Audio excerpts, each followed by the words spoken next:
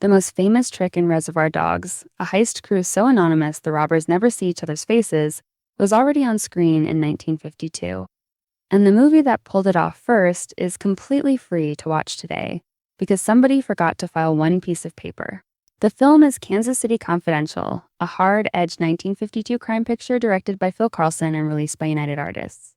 It arrived 4 decades before Quentin Tarantino's debut, and it is routinely named as one of the movies that shaped Reservoir Dogs. It opens with Tim Foster, a retired police captain played by Preston Foster, bitter about how little his years on the force left him. His answer is not a letter to the pension board. It is planning one flawless armored car robbery himself. His method is the part history remembers. He recruits 3 career criminals one at a time, and every meeting happens in masks. The gunmen never learn each other's names. They never even see the face of the man who is paying them. Instead of trust, each man gets half of a torn playing card. Lie low, get yourself to Mexico when the heat dies down, match your half to the other, and you collect your share of the money. No card, no payout. The crew hits an armored car using an exact duplicate of a flower delivery van, which points the police straight at the innocent man who drives the real one. They drag him in, work him over, and wreck his name before admitting they have nothing. That driver is Joe Rolfe, a war veteran with an old record, played by John Payne. If Payne looks familiar, it is because 5 years earlier he was the gentle lawyer who defended Santa Claus in Miracle on 34th Street. Here, that softness is gone. Rolfe does not wait for the courts to clear him. He follows the trail south to a resort in Mexico, and here the movie plays its ace. Because nobody in the crew has ever seen anybody's face, Rolfe can simply become one of them. One of the robbers is gunned down before he can reach the payoff. Rolfe lifts the dead man's half of the playing card and walks into the meeting wearing his identity. The anonymity designed to protect the crew is now smuggling a stranger straight inside it.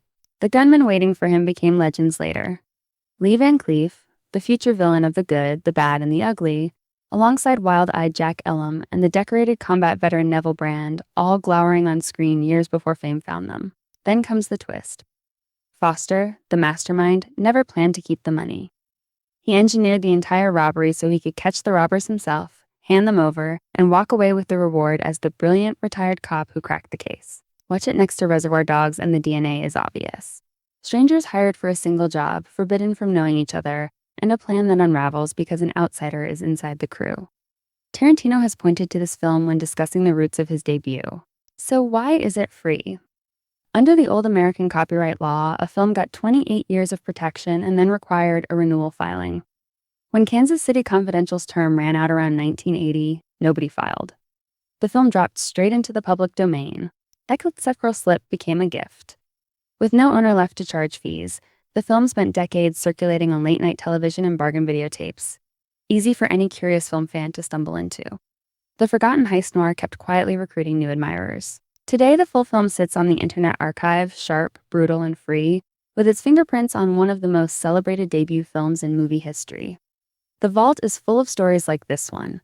Follow the real vault, and we will keep cracking it open.